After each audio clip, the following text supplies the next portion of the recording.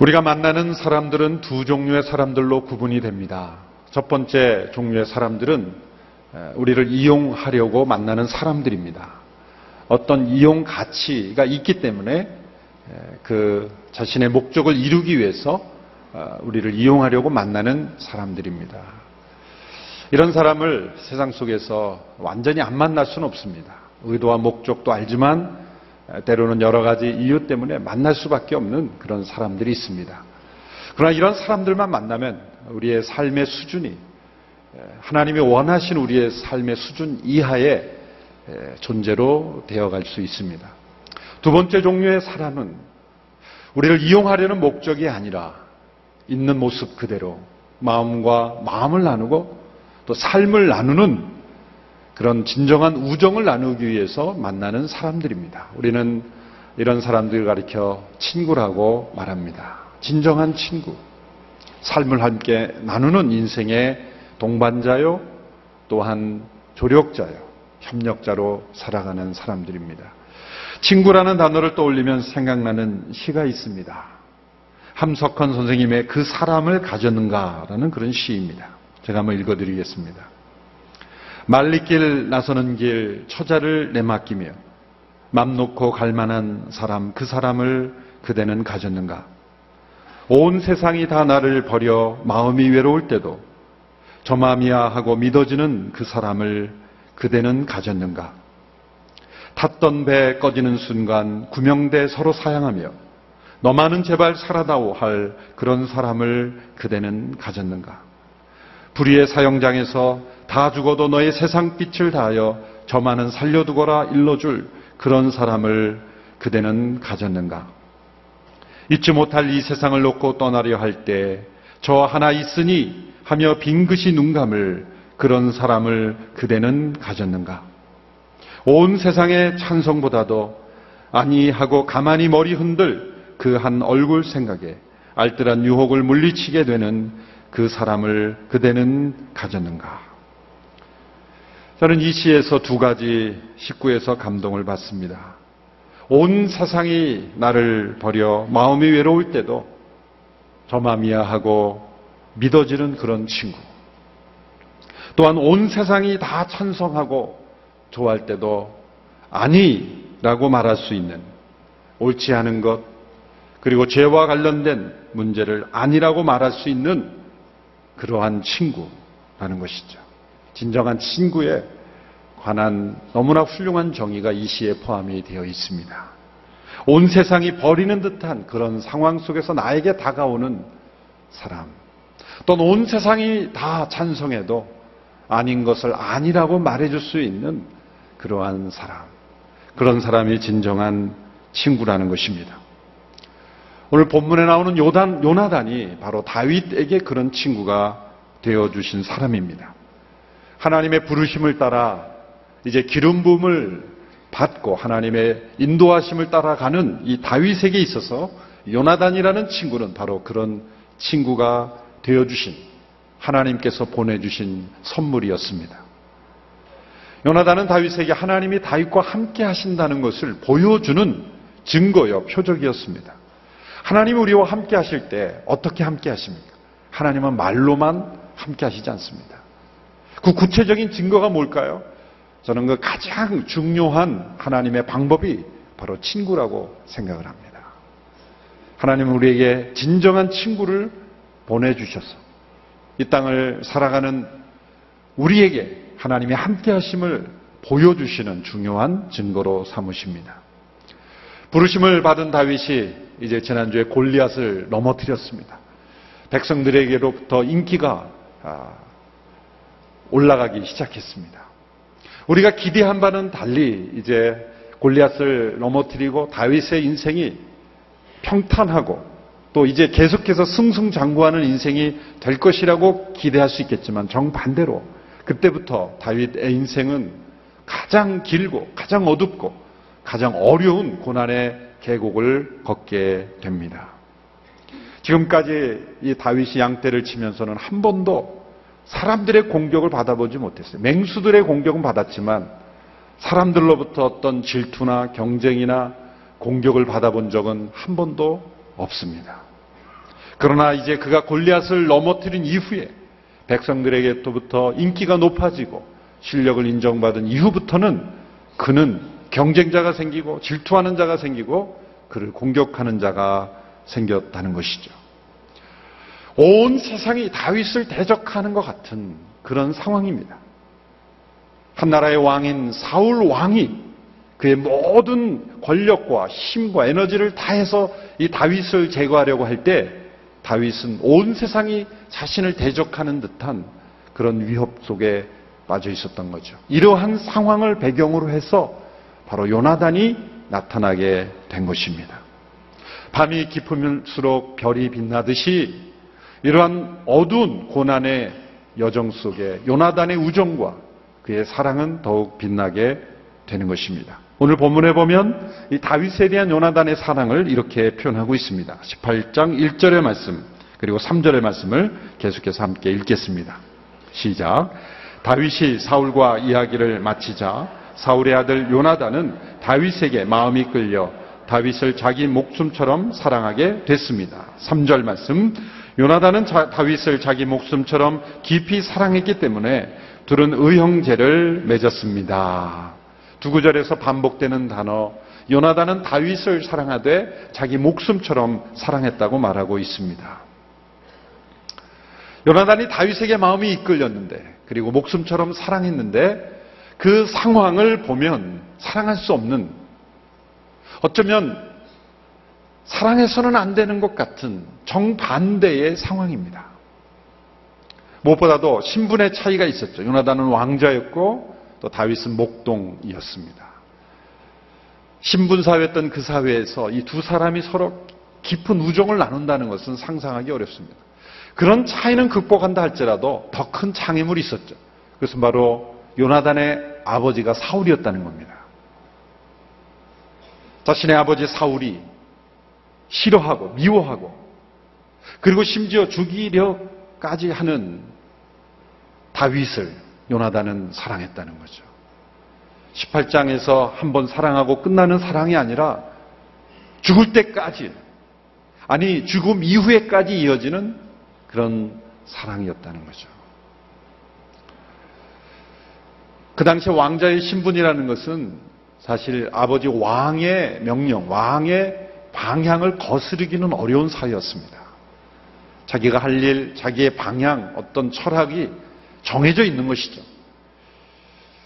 왕정 시대에 이 왕자가 그러한 왕의 방침과 왕정의 이 풍토를 벗어나려고 할 때 얼마나 큰 소용돌이가 치는지를 우리는 잘 알고 있습니다. 요나단이 왕자로서 아버지 왕인 사울이 가지고 있는 다윗에 대한 감정, 태도를 벗어나서 자기의 의사를 표현한다는 것은 그것은 매우 어려운 일입니다.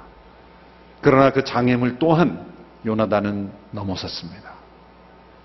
그러나 가장 큰 장애물은 무엇일까 생각해 보면 사실 어떤 신분의 차이나 또 아버지 사울도 아니었습니다. 그것은 요나단 자신의 마음이었습니다. 여러분 생각해 보십시오. 다윗의 출현으로 인해서 세상적으로 보면 가장 큰 피해를 입은 사람이 누굴까요? 요나단입니다. 다윗이 이스라엘의 두 번째 왕으로 세움을 받음으로 인해서 가장 세상적인 앞길이 가로막힌 사람은 누구입니까? 요나단입니다. 그러므로 사울왕보다 더 질투할 수 있는 사람은 요나단이고 가장 싫어할 수 있는 사람 또한 요나단입니다. 그러나 요나단은 자기 자신의 마음을 넘어서서 하나님께서 세우시는 그 다윗을 축복하고 사랑하고 그를 자기 목숨처럼 사랑했다는 거죠. 이것은 하나님의 특별한 은혜와 역사, 성령의 감동하심이 없으면 있을 수 없는 일이 일어난 것입니다. 사무엘상 18장부터 20장까지를 보면 이런 다윗을 대하는 요나단과 사울의 태도를 대조하고 있습니다. 이 사무엘서는 대조의 책이다 이렇게 말할 수가 있죠. 초반부터 후반부까지 계속 두 두 상황을 대조하면서 우리에게 교훈을 주고 있습니다. 다윗을 대하는 사울의 태도는 그저 다윗만을 이용하려고 했지만 요나단은 다윗을 이용하려는 것이 아니라 자기 목숨처럼 사랑했습니다. 다윗에게 하나님의 함께 하심을 보고 사울은 그를 두려워하고 그를 질투했지만 요나단은 다윗에게 하나님이 함께 하심을 보고 그를 사랑하고 그를 축복했습니다. 또한 다윗을 사울은 끝까지 미워하고 죽이려 했지만 요나단은 끝까지 사랑하고 그를 축복했습니다. 이 아버지와 아들의 이 대조를 통해서 우리에게 무엇을 가르쳐 주십니까? 하나님의 섭리의 관점에서 보면 이 다윗의 여정에서 사울과 요나단이 다 필요했어요. 만일 다윗이 요나단만 있고 사울이 없었다면, 그를 축복하고 격려하는 사람만 있고 그를 핍박하는 사울이 없었다면 어쩌면 다윗은 왕자의 친구라는 사실에 쉽게 교만해지고 영적인 방황을 이루었을지도 모릅니다.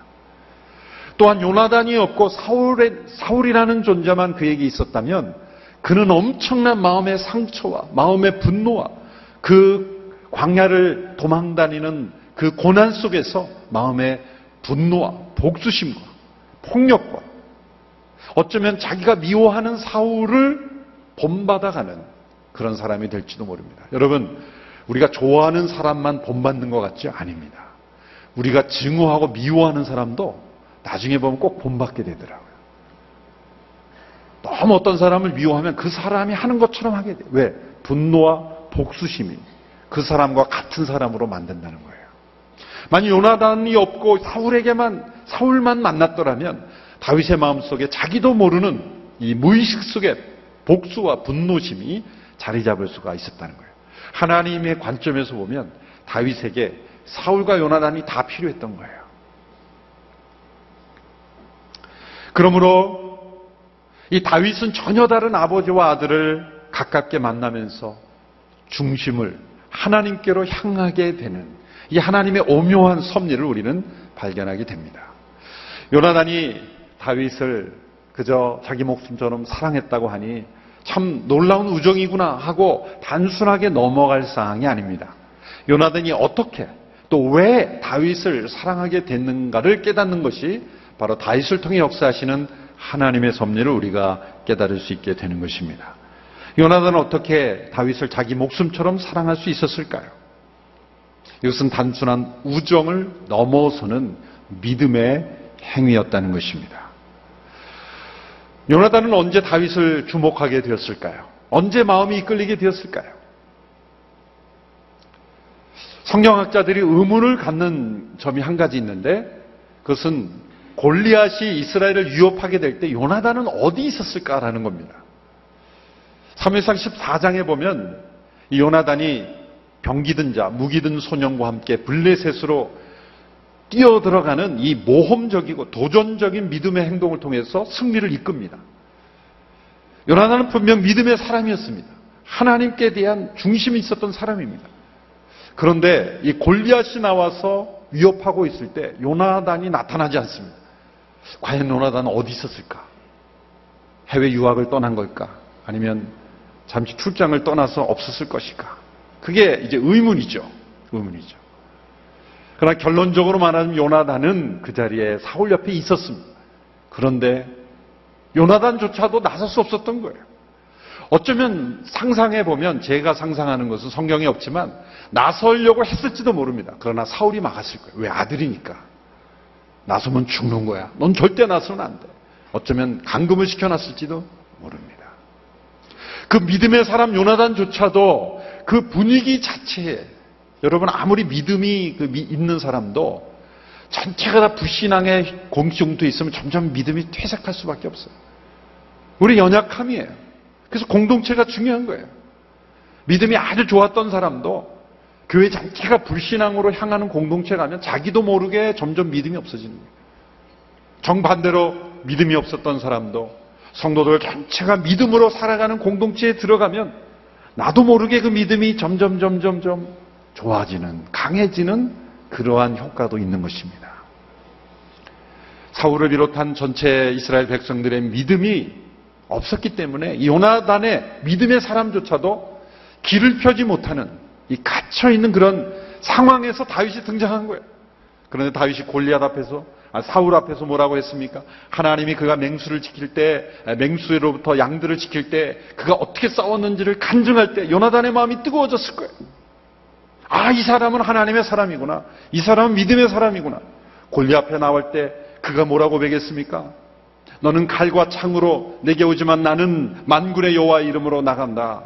하나님의 구원은 칼과 창에 있지 아니하다. 이 고백을 들었을 때 요나단의 그 믿음이 확 살아오른 거예요. 불이 붙은 거예요. 뜨거워진 거예요. 아, 이 사람 믿음의 사람이구나. 내가 믿는 하나님이 그런 하나님이었는데 골리앗 앞에 나서지 못했던 자신의 모습을 돌아보면서 요나단의 이 약해져 있던 믿음이 다시 살아나는 것을 틀림없이 경험했을 거예요. 이 두 사람의 고백을 한번 대조해서 읽어볼까요? 요나단이 무기를 든 소년에게 블레셋에 건너갈 때 뭐라고 했는지를 한번 보십시오. 사무엘상 14장 6절의 말씀입니다. 같이 읽어보겠습니다. 시작. 요나단이 자기 무기를 들고 있는 부하 청년에게 말했습니다. 이리 와서 저 할례받지 않은 사람들의 부대로에게로 가자. 여호와께서 도우시면 우리는 승리할 수 있다.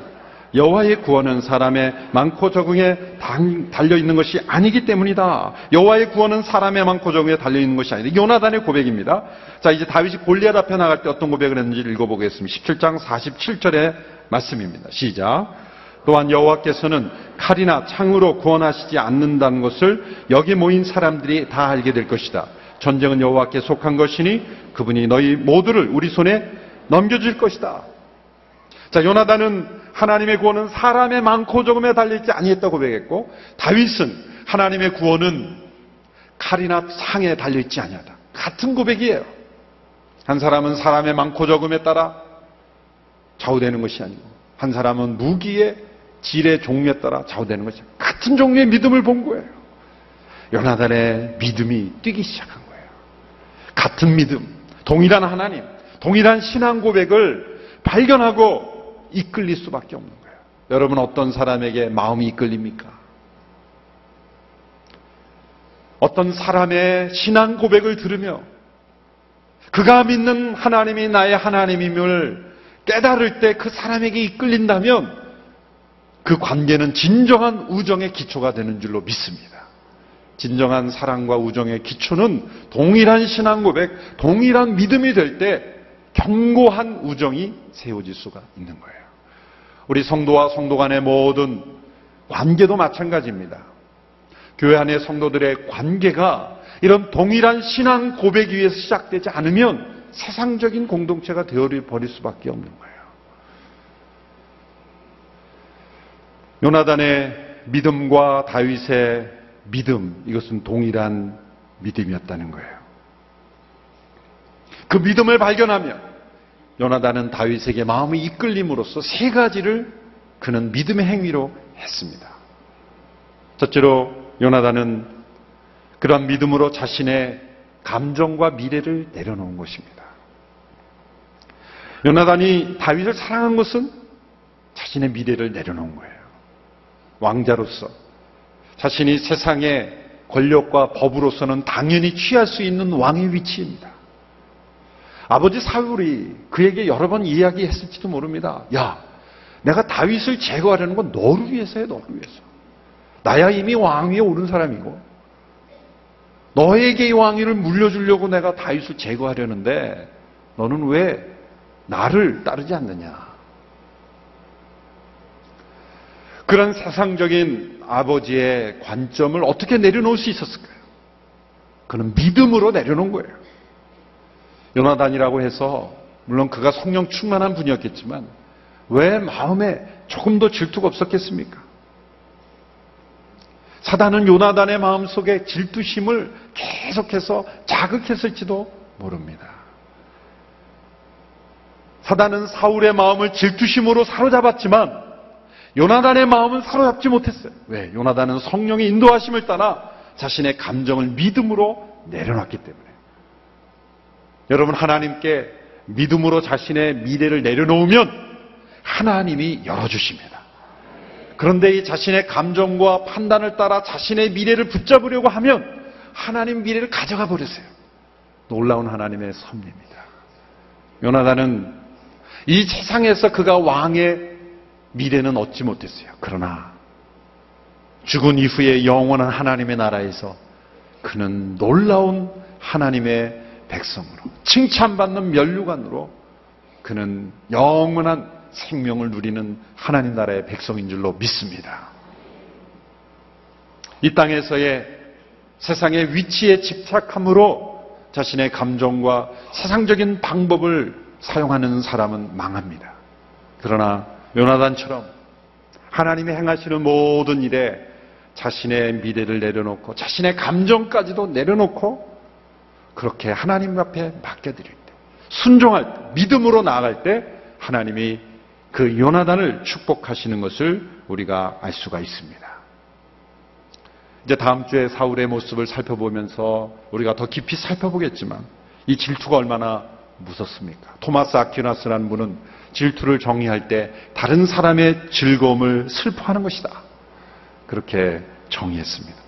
19세기 말 영국에는요, 아주 훌륭한 설교자들이 많았는데, 프레드릭 마이어라는 목사님, 또 찰스 스펄전, 이런 분들이, 영적인 거장들이 즐비했던 그런 시대가 있었죠. 그런데 미국에서 활동하던 이 캠벨 몰간이라는 이 목사님이 영국 웨스트민스터 채플에 청빙을 받았어요. 그때 그 캠벨 몰간이 영국으로 온다는 소식을 듣고 프레드릭 마이어 목사님이 한 고백이 있어요. 그분이 이렇게 고백합니다. 캠벨 몰간이 미국에 있을 때는 내가 그를 위해 기도하기가 너무나 쉬웠다. 그런데 그가 런던으로 온다는 소식을 듣고 내 마음속에는 이 질투심이 조금씩 자리 잡기 시작했다. 나는 믿음으로 그 질투의 정수리를 밟았다. 그래서 그 몰간을 환영하고 리셉션을 하고 또 그분을 집회로 모시고 또 그 교회에 가서 또 함께 기도하고 그분이 영국에 잘 자리 잡을 수 있도록 축복했을 때 하나님이 두 교회를 다 축복해 주셨다는 거예요. 요나단의 마음에 일어날 수 있는 인간적인 감정, 그건 우리가 생각하기 어려운 것입니다. 그가 단순한, 정말 그는 예수님이 아니었습니다. 그도 인간이었습니다. 그렇지만 자신의 감정을 믿음으로 밟은 겁니다. 믿음으로 감정을 이긴 겁니다. 여러분, 우리의 어떤 결정이 믿음에 의해서 결정되지 않고 감정을 따라 결정될 때는 어려워질 경우가 많습니다. 그러나 우리의 모든 감정도 믿음으로 내려놓고 순종할 때 하나님께서 요나단과 같은 멋진 하나님 나라의 승리를 우리가 경험하게 될 줄로 믿습니다. 둘째로 요나단은 믿음으로 진리를 선택한 것입니다. 질투심에 사로잡힌 아버지 사울이 다윗을 죽이려 할 때 요나단은 어떻게 행동해야 될까요? 자신의 아버지가 분명히 잘못된 행동을 하고 있습니다. 살인까지 하려고 하고 있습니다. 6번을 다윗을 죽이려고 했어요. 그 모든 상황 속에서 그는 아버지에 대한 공경과 또 자신의 사랑하는 친구 사이에서 딜레마를 겪을 수밖에 없습니다. 어떤 결정을 여러분이라면 내리겠습니까? 요나단은 믿음으로 진리를 선택한 거예요. 아버지냐 친구냐가 아니라 진리냐 아니냐를 선택한 것입니다. 자신의 가족을 객관적으로 바라본다는 것만큼 어려운 일이 없습니다. 더군다나 자기 자신도 객관적으로 바라본다는 것 또한 고통스러운 일입니다. 그러나 그는 아버지에게 진실을 말했습니다. 다윗이 잘못한 것이 무엇이 있습니까? 다윗이 해를 받을 만한 아무런 일이 없습니다. 그랬을 때 사울은 요나단까지도 2번 죽이려고 했죠. 아들까지도 죽이려고 했어요. 악한 영에 완전히 사로잡힌 사울의 모습을 보게 됩니다. 다윗을 요나단은 다윗을 보호해 주었고 도망가도록 도와주었고 그를 축복해 주었습니다. 요나단이 아버지 사울이 요청하고 기도했던 대로 대주지 않는 것은 그것이 올바른 길이 아니었기 때문입니다. 때로 우리가 어떤 관계 속에 관계가 진리 앞에 서게 될 때는 그 관계로 인해서 우리 모두가 하나님 앞에 합당하지 못할 때가 많습니다. 때로는 인간관계조차도 하나님의 진실과 진리 앞에 내려놓는 믿음의 순종을 할 때 하나님이 우리 모두를 아름답게 세워주시는 관계가 될 줄로 믿습니다. 더 나아가 세 번째로 요나단은 믿음으로 다윗을 향하신 하나님의 계획을 받아들이는 거예요. 여러분 오늘 본문 4절에 보면 요나단이 다윗에게 선물을 주죠. 한번 같이 4절 말씀을 읽어볼까요? 4절 시작. 요나단은 자기가 입고 있던 겉옷을 벗어 다윗에게 주고 군복과 칼과 활과 허리띠까지 주었습니다. 자, 요나단은 자기가 입고 있던 왕자의 갑옷과 또 무기와 모든 것들을 선물로 주었어요. 그 당시 철기 문화가 발달하지 못했기 때문에 이스라엘에는 왕족들만 거의 이런 무기를 가지고 있었죠. 블레셋은 군인들까지 다 무장하고 있었는데 이스라엘은 왕족들만 이런 귀족들만 가지고 있었을 겁니다. 그런데 그 모든 것들을 다윗에게 선물로 준 거예요. 여러분 이것은 최고의 선물이죠. 그런데 이건 선물 이상의 의미가 있는 거죠. 이것은 예언적인 행동입니다. 어떤 예언적인 행동입니까?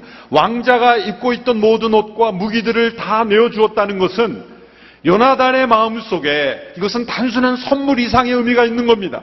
그것은 하나님께서 앞으로 다윗을 이스라엘의 왕으로 세우실 것이라는 어떤 예감, 그 인정을 했다는 거죠. 하나님의 계획을 인정한 거예요. 하나님께서 이 역사 가운데 사울을 이을 왕을 내가 아닌 다윗을 세웠다는 것을 받아들였다는 거예요. 그리고 그 계획에 순종했다는 증거로 그의 모든 갑옷과 무기들을 내어주었다는 거예요. 사무엘상 23장 15절 17절의 말씀 보십시오. 마지막 부분에 다윗이 광야를 도망다니고 있을 때 그가 숲을까지 가서 신방을 합니다. 요나단이 도망다니는 사람을 찾으려면 얼마나 힘들었겠어요. 오늘날은 뭐 핸드폰이라도 있겠죠. 오늘은 이메일이라도 있겠죠. 나 어디 숲에 있다. 뭐 어느 지점에 있다.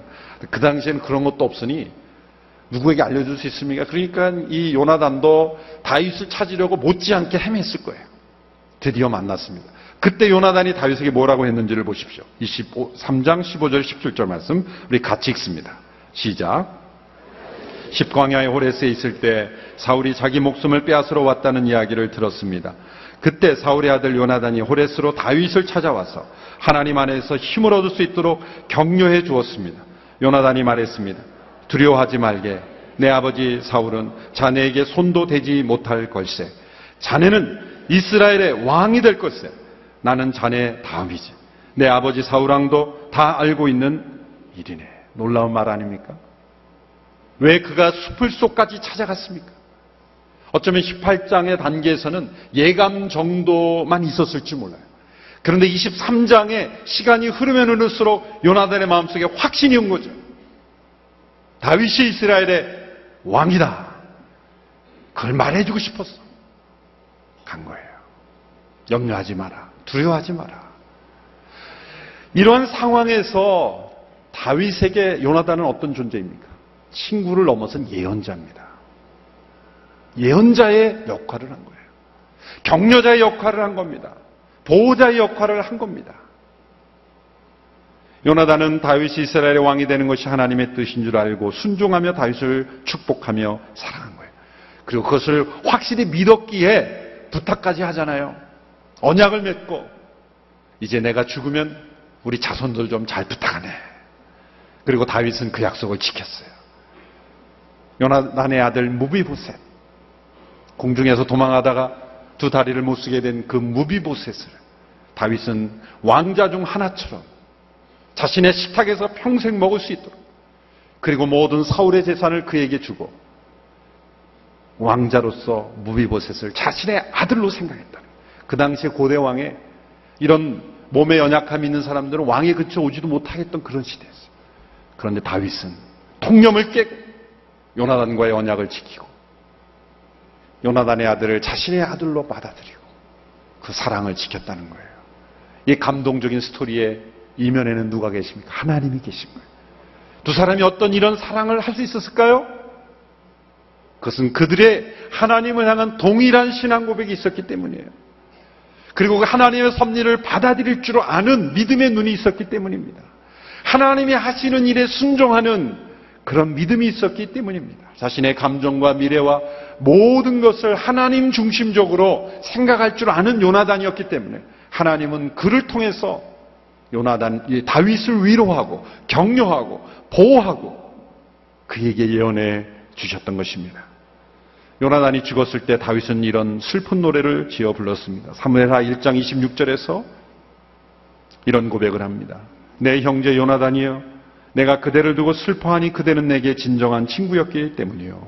나를 향한 그대의 사랑은 여인의 사랑보다 더욱 큰 것이었어. 사울을 통해 역사하는 그 악은 요나단을 통해서 역사하는 하나님의 사랑을 막을 수가 없었던 것입니다. 사울을 통해 사단이 역사하려 하나님은 그의 아들 요나단을 통해 하나님의 사랑의 축복의 통로로 사용해 주셨다는 거죠. 다윗은 요나단의 우정을 통해, 그의 사랑을 통해, 그의 마음속에 복수와 폭력과 그러한 마음으로 향하지 않고 사울로부터 받았던 그 상처를 요나단의 사랑으로부터 씻어내리고 오히려 사울의 권위를 존중하고 끝까지 사울을 지키고 축복하는, 그리고 사울이 죽었을 때 슬피 우는 그런 하나님의 마음을 품는 다윗이 되었다는 것이죠. 많은 고난을 통해 마음이 핍절하고 마음이 강팍해지지 않고 다윗은 오히려 더 사랑스러운 사람, 그리고 누구와도 우정을 맺을 수 있는 그런 멋진 하나님의 사람이 되었다는 거죠. 바로 그 일을 위해서 하나님이 요나단을 준비하신 것입니다. 세상적인 관점에서는 이런 비운의 남자가 없어요. 아버지 잘못 만난 것 같고 왕자로 태어났지만 그의 말년을 보면 그 아버지 때문에 또 다윗 때문에 인생이 막히고 아버지와 함께 비참하게 전사하는 사람으로 끝날지 모르지만 영원한 하나님의 나라의 관점에서 보면 요나단과 같은 위대한 인물이 없는 것입니다. 이 세상에서 우리가 어떤 위치, 어떤 평가를 받고 살아가는가 보다도 영원한 하나님의 나라의 가치에서 우리가 어떤 평가를 받고 어떤 하나님의 인정을 받는가, 그것을 더 크게 여기고 요나단처럼 살아가는 우리 모두가 되기를 축원합니다. 오늘 이 시대에 다윗에게 요나단이 되고 또 요나단과 같은 친구를 맞이하는 다윗과 요나단이 되어가는 우리 모두가 되기를 주님의 이름으로 축원하며, 우리가 이 세상을 떠날 때 슬피 울면서 누군가 당신은 나의 진정한 친구였다, 그런 고백을 받을 수 있는 우리 모두가 되기를 주님의 이름으로 축원합니다. 기도하겠습니다. 다윗에게 보내주신 요나단의 사랑과 순종과 믿음과 축복을 통해 하나님의 놀라운 마음을 우리에게 보여주신 것을 감사합니다. 다윗과 요나단이 보여주었던 아름다운 우정과 사랑, 그 믿음을 통해 우리에게 다시 한번 도전하여 주신 것을 감사합니다. 이 땅을 살아갈 때 우리가 자신의 감정과 사사로운 생각에 얽매이는 것이 아니라 하나님의 뜻을 분별하고 순종하는 믿음의 삶으로 우리와 함께하고 있는 많은 사람들과 진정한 우정을 나누며 살아갈 수 있는 우리 모두가 될 수 있도록 역사하여 주시옵소서.